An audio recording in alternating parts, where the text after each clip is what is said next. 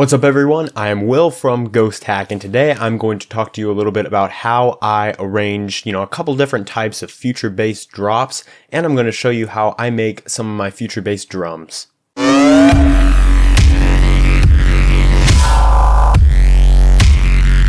So I've recently finished making a small future bass pack to go inside Ghosthack's Black Friday Bundle 2. And this is a bit of a demo track for that pack, and the demo track may change, in the future by the time you're watching this, but I want you to just take away a couple of things. This is going to be the first drop that I'm going to go over, then I'm going to go over a slightly smaller, a little bit simpler second drop, because there's two different styles that I really go for in future bass. So we're just going to give this first bit a listen right here.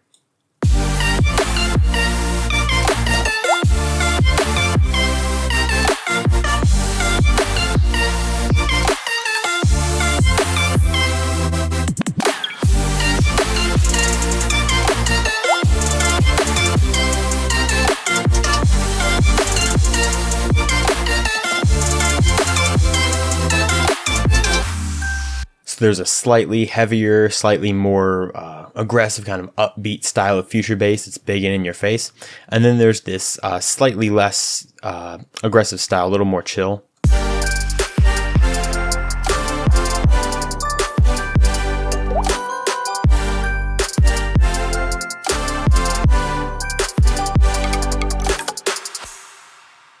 It's just a short little thing right there. But I'm going to sort of go over my thought process when I'm making future bass drops of these kinds. Keep in mind, this is just personally how I do it. This is not a perfect method that everyone uses at all. If you go and just search future bass playlists, you're going to hear tons of different styles of future bass by tons of different people that are all doing it slightly different. First off, we have a kick and a snare here from this pack.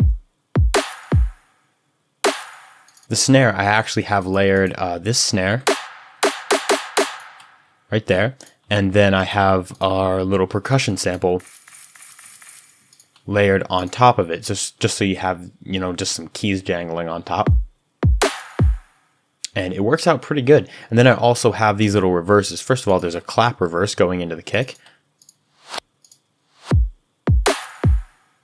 And then there's a little flam right here that I took from another one of the snares in this pack. So we have this snare, and then this one.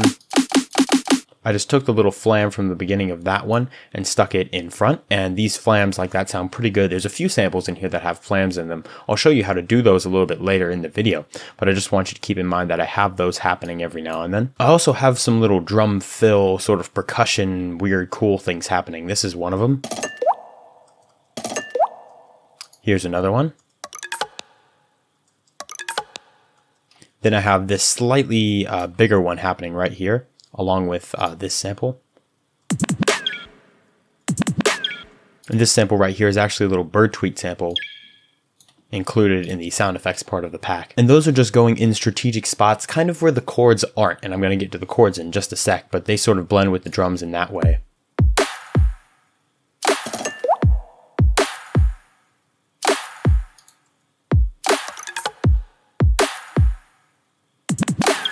So this is actually the chord loop that I made that I'm using right here.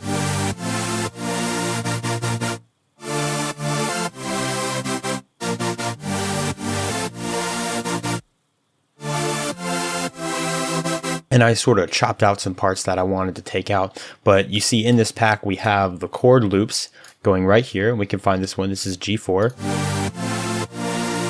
So there it is. But I also have the MIDI file. So this chord MIDI file right here for G4 is going to be exactly that pattern. And this is going to be very, very helpful when you take one of these and put it in your song. Now, if you ever want to get a line for something else, or you want to layer the chords, you have the MIDI right there. So you can throw whatever else you want on top of it. So I just took that chord loop, very simple, very easy, and I just threw it on top.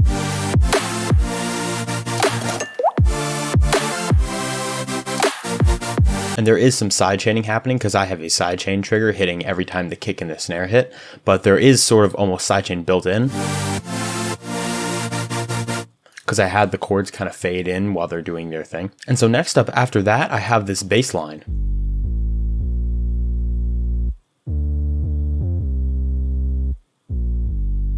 that sort of 808 bass line is following the pattern of the chords, and this is when the MIDI for the chords comes in very, very handy, because I could just drag that MIDI onto the bass line and delete all the notes except the bottom notes, or maybe I want to take some other notes. The point is they're all there, and I have them. It made it very easy to create the bass line for this.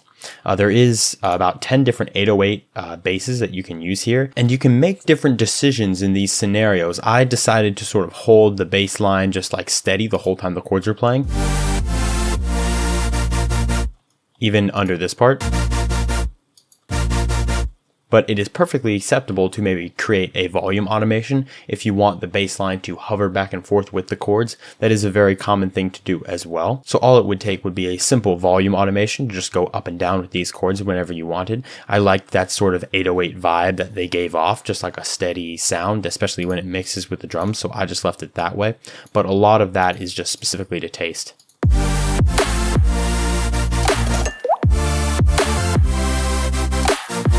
And make sure when you're doing that to not hold the 808 just all the time 100%. Now, you can do that and you can get away with it. It can sound good. But what I recommend is to add gaps in there, especially, you know, when some of these fills hit. It'll just add a little more energy to that one moment where you just take it back and then it hits hard all over again. It's a very common thing to do with 808s, and it sounds pretty good. Next, I have this loop right here. It is a synth loop, but it's actually sort of a synth vocal chop right here that I played on a synthesizer.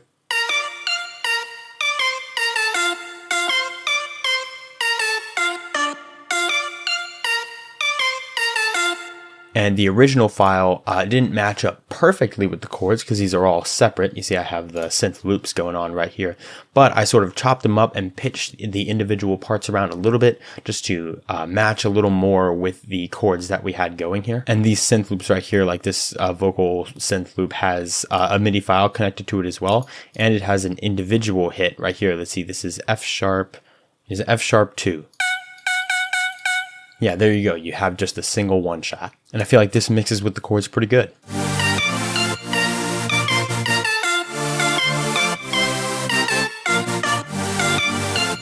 So now all together, what I have is basically the drums, the chords, the bass, and the synth line, the synth vocal line. And that's almost all the necessities of what you would need right there.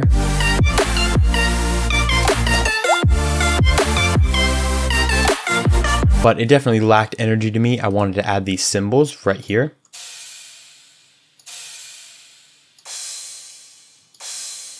Especially when they come in on the first hits, they definitely add a lot more energy.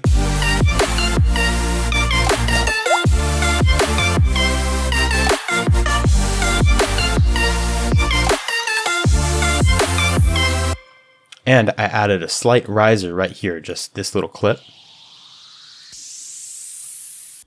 because I knew I was going to stop right here and add the little fill. And before I get into the next section, I feel like the key to making the future bass song catchy is to make a good mix between the chords and the actual melody, because the chords are not going 100% of the time. They're kind of wobbling around. Sometimes they're a little more simplistic, and the melody is sometimes a little slower as the chords are happening. And you can see on the parts where the chord gaps comes in, sometimes the melody will be a little faster. It'll just do little things like that to make sure that the attention kind of switches back and forth a little bit. Just the chords and just the melody aren't taking up all the attention at one time. You know, they're not fighting for attention. You really have to make them mix together. And when you can do that, that's going to be key in making a future bass drop that is catchy. But now going into the second part, I added a few more things, starting with this little downlifter.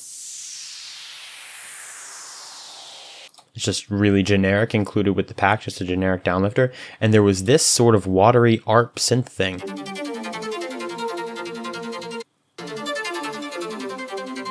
That is actually following the pattern of the chords. This sample was also included in the pack along with the MIDI. But this worked really well as a layer.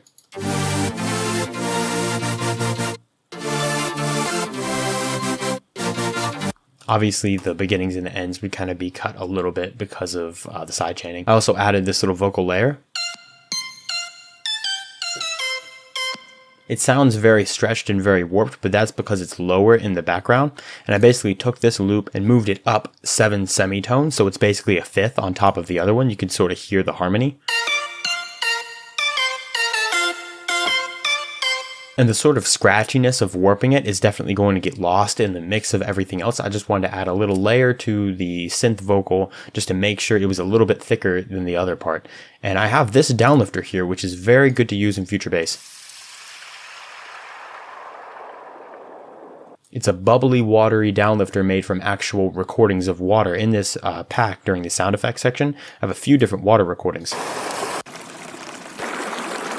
along with downlifters for each of them, and they're very good for making sweeping effects. They sound very organic and natural, and they definitely fit in with the track just to make it a little bit brighter and wider at that point. I also did some more action with the cymbals, so it's less simple, and those line up with the kick drum.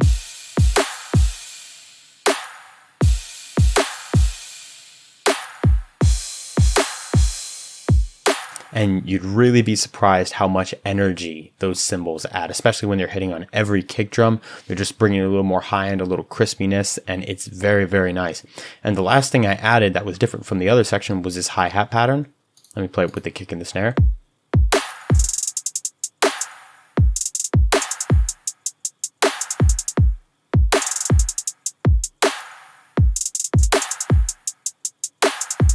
Just some trappy hi-hats, and what I'm doing, you may hear that they're sort of panning right and left. There's a free plugin right here called Pancake 2, and I'm basically having it do a little sine wave motion.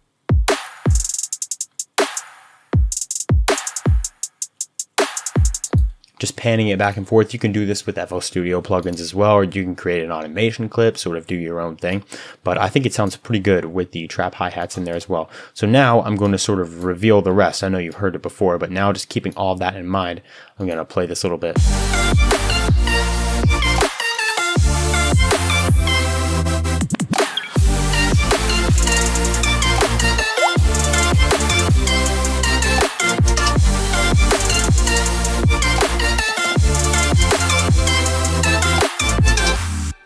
So all that little extra stuff and all those layers really helps bring it to life. Also, I just want to mention just a little note, a slight bit of theory here when it comes to future bass. There are some very common chords and harmonies that are used in future bass. And a lot of future bass, even though it is kind of light and upbeat and happy, it still is minor key, but they're using specific chords to kind of make that minor key sound a little more upbeat and happy. Like this would be a basic minor triad. Sorry, like that. It's a basic minor triad. It sounds kind of dark in this sense. That's just an E minor triad. But then if you add the seventh, suddenly it's still minor key, but it sounds brighter and happier and a little more upbeat. And a lot of times you can also add the ninth right there to get almost like a jazzy vibe as well. And those two chords are a very common theme that I've heard in a lot of different future bass. It's very good to use those to keep your song minor key and not sound cheesy, but still make it sound happy. But also, as I'm going to show you a little bit in the next one, switching from minor key to major key in strategic areas can also be very helpful for the vibe and can make your melodies and chord patterns catchy as well. And this is going to be the next part right here. Let me just give you a little refresher.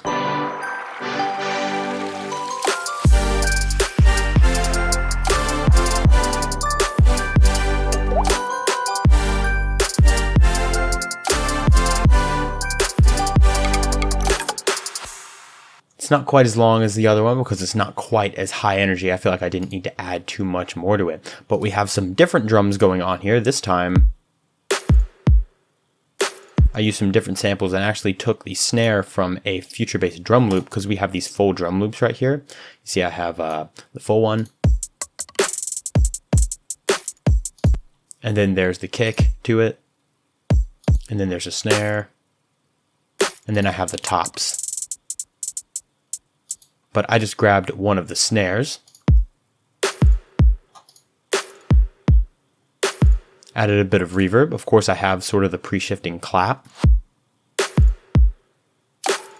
There's that flam again. It sounds very nice. And then some new hi-hats for a little bit of a new hi-hat pattern.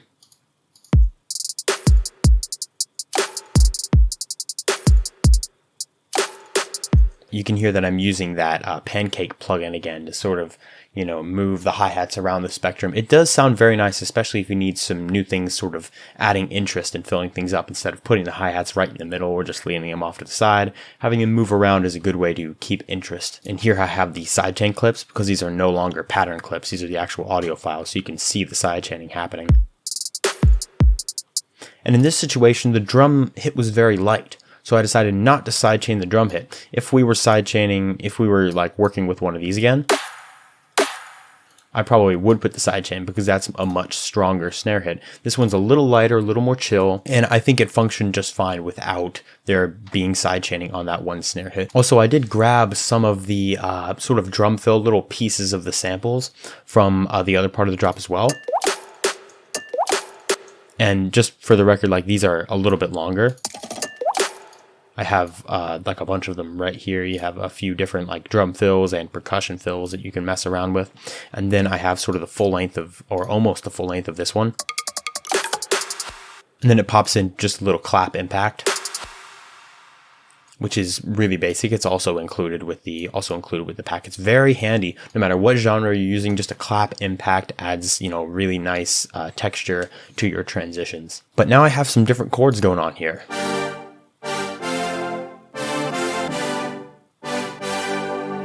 And they almost sound brassy. They almost sound like there's some sort of horns playing in the background, you know, and maybe that's the volume envelope going on because they're just going upward and then fading out. They're not doing a full wobble like the last one.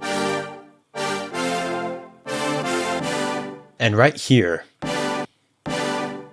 is where I'm really talking about when you're switching to major key, because that chord right there is a major chord. As a matter of fact, I can pull up the MIDI for you on this piano just to show you. So let's go to the chord MIDI files. This one is G3.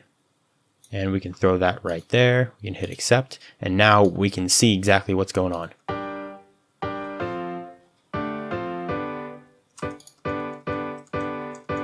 That's a major. So now we kind of have this section right here being minor key, and then it switches to major key. And then back to minor. And then back to major again. It's pretty much the same pattern with, I think, a slight variation here and there. But the point is that we're sort of doing a transition there, and especially paired with this bell loop right here, this synth bell. It sounds very, very nice because the bell goes down to that major harmonic too. So they both mix pretty well.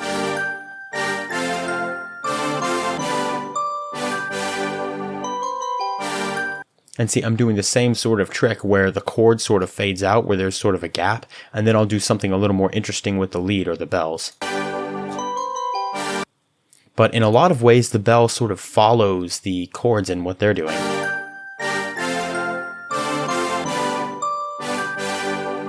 And they'll get a little off rhythm, like they'll do a slightly different rhythm, which will be interesting. You don't want them to exactly follow the chords, and you don't want them to be like 100% off doing their own thing. It's really about finding that mix, and that is, you know, the creative key with future bass. Like I said before, if you can get a really solid, catchy relationship between the chords and the melody, whatever those chords and whatever that melody is, then you are much more likely to have a catchy track that people will enjoy. And then it goes to this part.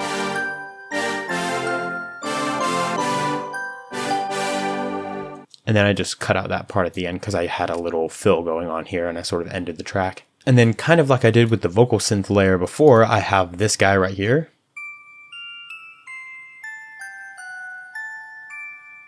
Which is just the fifth layer, just the fifth harmony right there. It's up 7 semitones and it layers together pretty nicely.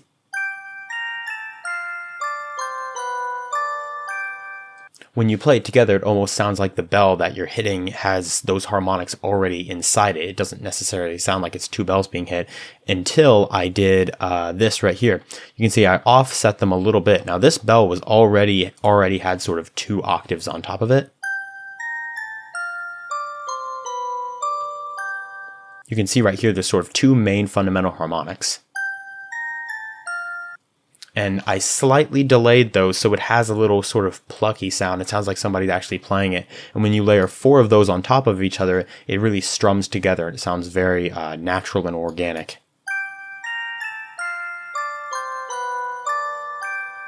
I can guarantee you the sound would not be nearly as interesting if I didn't add that little offset. If it all hit at exactly the same time, it might be a little bit boring. And then I took one of the ride cymbals. This is just a really simple ride. And just put that there. I didn't want to put the crash cymbal. I thought that one was a little bit heavy, and I just added that on the end right there. But there are some ride cymbals in here that are a little lighter, that aren't quite as loud as all the crash cymbals right here. We got ride cymbals and we got hi-hats. I did really like the water sound effect that I used before. I thought it worked out very well. It definitely makes the track sound more juicy. It fills in those background areas, and it almost acts like foley as well. Like it's not just a noise, like you're also hearing all the individual little bubbly, all that bubbly nature of the file, just like weaving its way in between all the other progressions. And of course, we cannot forget the bass.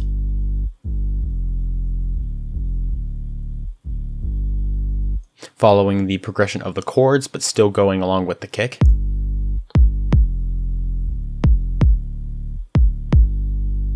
And having your chord progression, your bass, and your kicks all happening at generally the same rhythm is another very good idea to do in future bass, because the chords are a significant part. They go on and off, and for kicks line up with the chords. It's almost like how in metal music, kicks will go along with the guitar, because it kind of solidifies the rhythm in that person's mind. And it can really solidify the rhythm of in the pattern of the chords and the bass when you line everything up together.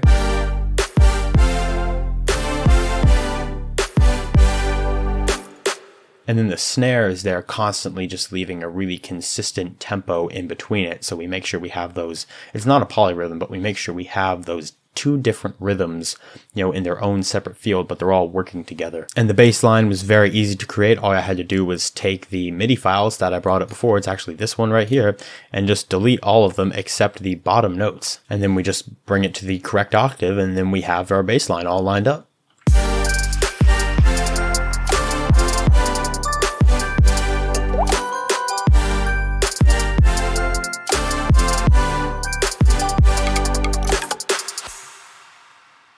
And now I'm going to go over a little bit of how I would make the kicks and the snares for future bass. Now I have a lot of these kicks here. There's 20 kicks. And like I said before, a lot of them are extra punchy. They're a little punchier than a lot of future bass would call for.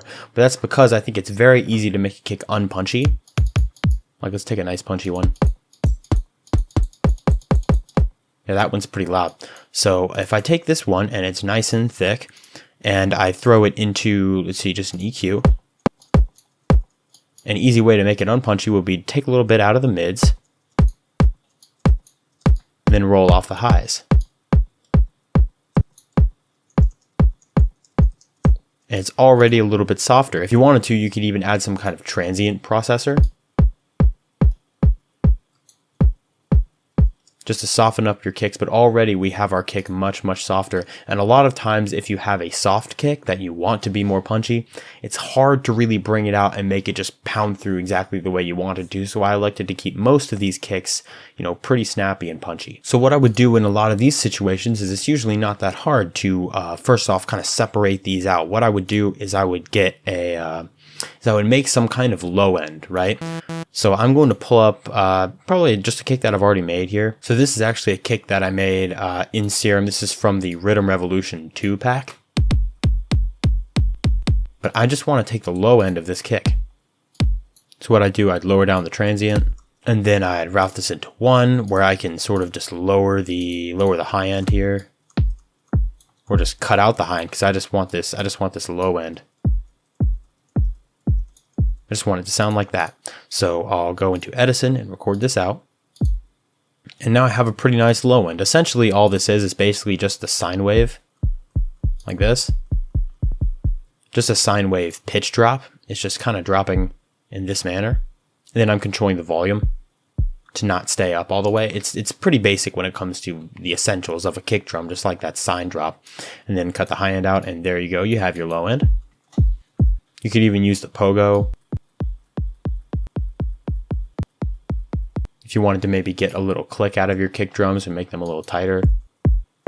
That's a good way. And now the next part is a lot more in line with like sample layering, because we have the essentials of a kick right here, which is that pitch drop. But if you want it to sound a little more organic and like natural sounding and not so just like perfectly synthesized, it's really good to add more organic layers. Now Serum has organic layers in their noise profiles, like they have attacks and stuff for kicks. And when you turn on one shot mode, turn all the way up,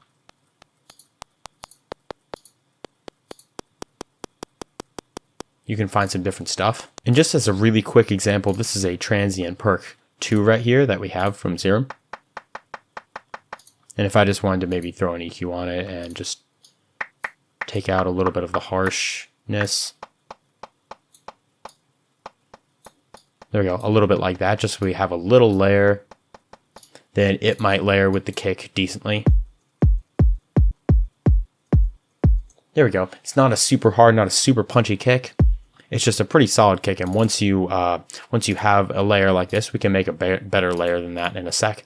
But once you have that kind of layer and you run it through a, let's take WaveShaper. I like to use WaveShaper or some kind of limiter.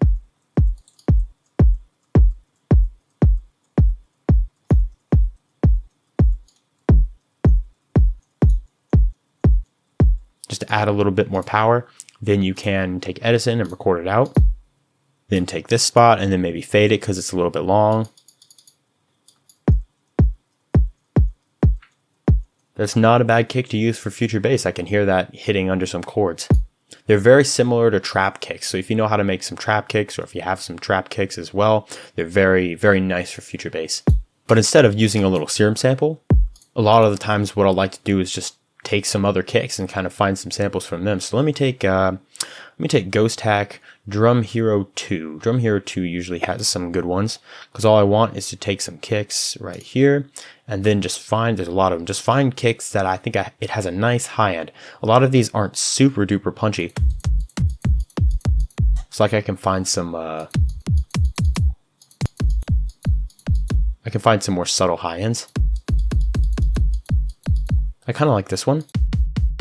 As far as high end goes, I think the low end's, the low end's not super consistent, but that's okay because we don't want it for the low end. We just want to route this in here. And then, let's see, I turned all these off. And then we could go in here and then remove the low end, because we already have our low end. And then we can use Edison to just record it out real quick. And then we can put it in the playlist. And now this little bit is punchy. It is kind of punchy and has an impact to it. I don't really want much impact. So what I'm going to do is just select this little area right here. Do a little fade in.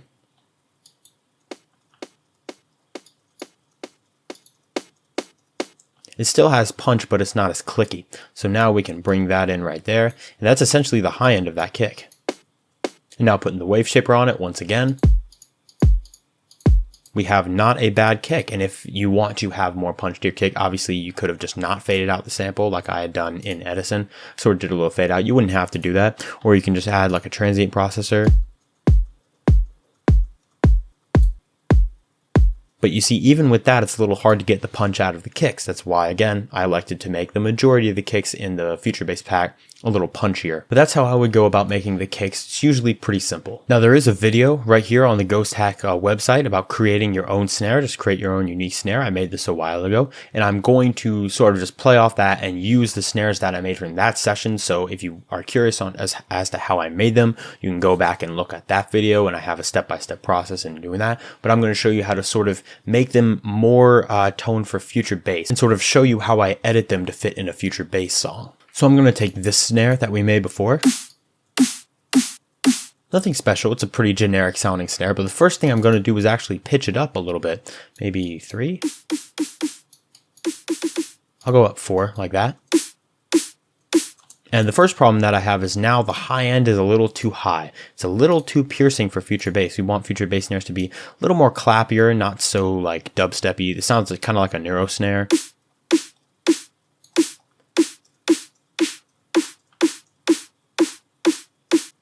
So I'm just going to control the high end like that.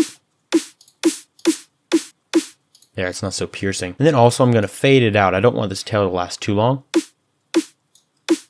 And then normalize it and go in and sort of just shape it. Yeah, I'll leave it like that for now. But the main thing I want from this is really the low end.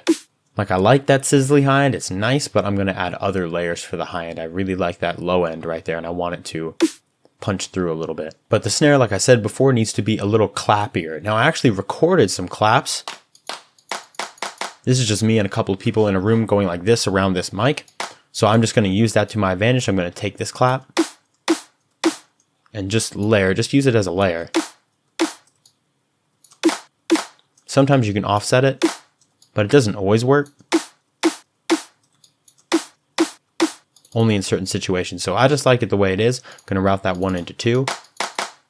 And then maybe I can pitch it up a little bit.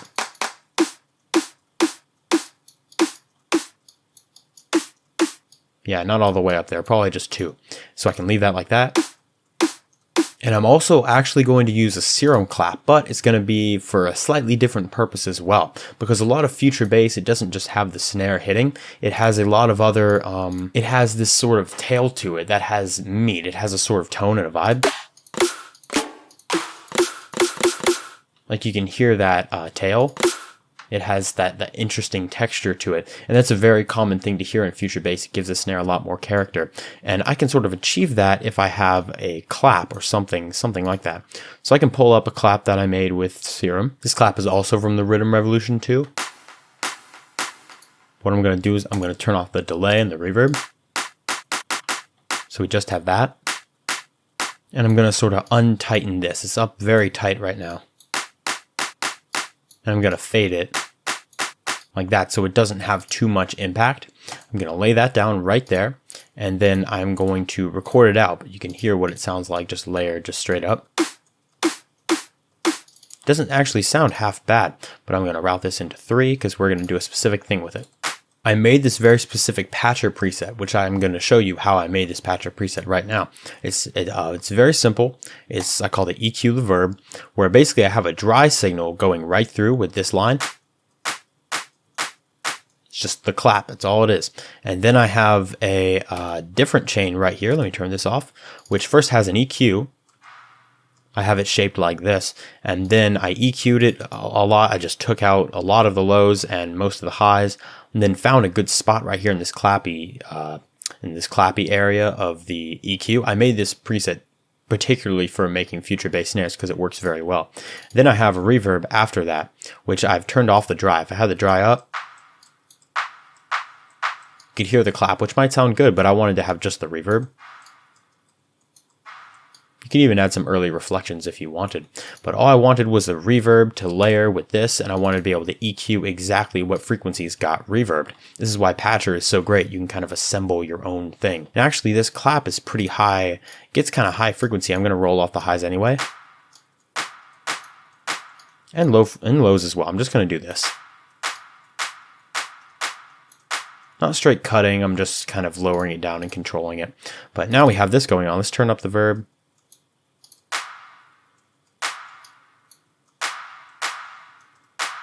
And then after I do this, next thing I like to do is add a little bit of wave shaping. I just want to go like this. Just want to distort it a little bit. Maybe bring this down because it's going up pretty high.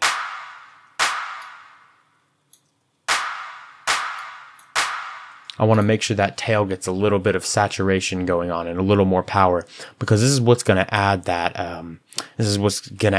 sort of textural tail that's going to the snare. So let's just turn it down and go like this. Now listening to it right now, I think what I can do is actually bring this high end back a little bit. Maybe add another peak here.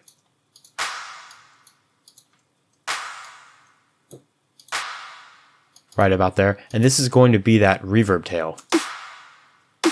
Now it's not perfect, but we're going to fix it once we render out this snare, because that's another important part, is that the tail doesn't go on forever. It sort of holds for a second and then stops.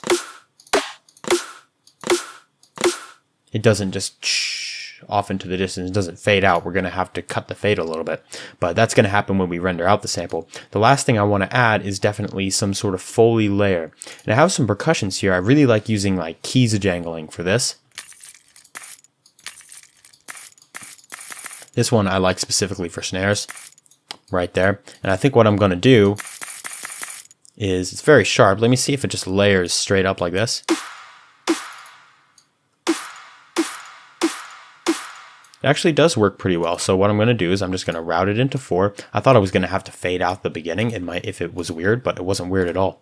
So all I'm going to do now is pull up an EQ and then just cut out any weird lows because we just want the high frequencies, and then add a slight bit of reverb.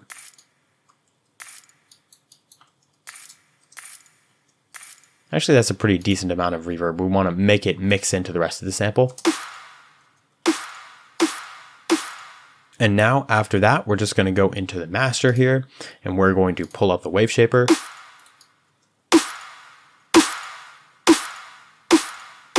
And we're not going to drive it too much. We just want to add a little bit of drive, and then we can go into the Edison and record it out. Now this does still sound kind of like a neuro snare, but we're going to add some flams and interesting stuff later. So let me cut this out right here. And I definitely don't want it to last that long. I probably want it to stop about here. Maybe even a little earlier, just like here. So what I'm going to do is I'm going to take this side, and now I'm going to go out, maybe a couple times. Yeah, I think it lasted a little bit long still, so I'm going to take out even more, maybe like here. And now let's fade out a couple times. There we go. I think that sounds pretty nice. It sounds a little bit tighter than just holding it out the entire time. So now once you're done with that, you can maybe even go in and pitch it up. That doesn't sound half bad either. That could definitely be usable for future bass. So we got a snare with a foley layer, with clappy layers, and with an interesting little tail here. So let's drag this right there. We can get rid of all this because we're done using it. The last thing I want to show you how to do is add kind of a flam to it, just a little bit of a pre-shift, because you can hear that in some of the samples that I have here. It's like a pre-shift. That one right there, it has that kind of pre-shifting vibe. So I want to show you how to do that. And really, it isn't too hard. It's just a matter of finding good little samples, whether they'll be percussion samples, other snares or snaps, you know, just things to sort of put before the actual snare hits. This one's a big one, so we can have a little more aggressive stuff going on right here. Yeah, let's just see what we got. I kind of like the snap. You don't want to put just a snap. That's not quite good enough. Although it does do the job. I'm probably going to just take one right there, which is a little simpler. Add that right there. Actually, I maybe add it a little earlier because I want to add, let me try adding a clap. Maybe like that. And then I'm going to cut the flam right as the snare hits, like that. That actually works. Doesn't sound half bad. I could also try maybe another snare. This one's a little lighter, a little softer. It's not as aggressive, so it still is a little loud though. Let's go in here and maybe adjust the EQ, normalize it. So it's not quite as high pitched, or it doesn't have as much high end. Maybe we could even pitch it up. Yeah, let's pitch it up a little bit.